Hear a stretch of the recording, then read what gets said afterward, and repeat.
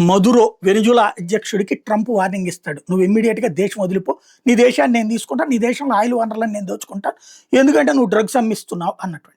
అదే అమెరికాలో డ్రగ్స్ అమ్ముతున్నందుకు ట్రంప్‌ని మరి ఎవరన్నా తరిమేస్తారా? ఏ పుతినో వార్నింగ్ ఇస్తే ఎళ్తాడా?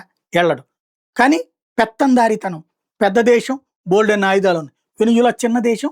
కాబట్టి అక్కడున్నటువంటి బోలెడు సొమ్ముని దోచుకోవడానికి జరుగుతున్నటువంటి ఎత్తుగడ. అది ఒక ఎత్తయితే పాపం ఉక్రెయిన్‌లో కమెడియన్ అయినటువంటి జెలెన్స్కీని తీసుకొచ్చి అధ్యక్షుడిని చేశారు. ఒరిజినల్‌గా ప్రజల చేత ఎన్నికైన అధ్యక్షుడిని జాగ్రత్తగా పంపించేశారు. దేశం విడిచి పారిపోయేలా చేశారు. ఆ కమెడియన్ వచ్చిన తర్వాత అతని చేత తమ దగ్గరున్న ఓల్డ్ ఎక్స్‌పైర్ అయిపోయినటువంటి ఆయుధాలను అతని చేతికిచ్చి రష్యా మీదకెళ్ళమన్నారు. రష్యా మీదకెళ్ళి చివరికి అయన్నీ ఖర్చు పెట్టాడు. ఈళ్ళకి ఖర్చు పెట్టామన్నటువంటి పేరుతో ప్రజల దగ్గర పన్నులేసి మరి యూరప్ దేశాల అధినేతలు తినేసేసి, ఆ డబ్బులతో ఆయుధాలు కొత్తయి తయారు చేసుకోవడం, కొత్తయి కొనుక్కోవడం చేశారు. ఇప్పుడు టైం అయిపోయింది. ఎక్స్‌పైరీ వెపన్స్ అయిపోయినాయి. ఏ అలాగని రష్యా మీద గెలిచే సీన్ లేదు.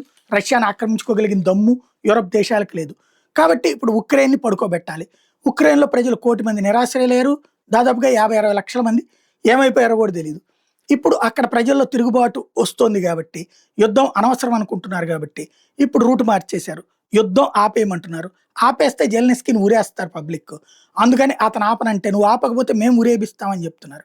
ఓవరాల్‌గా యూరప్ దేశాలను నమ్మి బాగుపడ్డోడు, రష్యాని నమ్మి చెడినోడు లేడంటారు. అదే ఇప్పుడు కనబడుతోంది.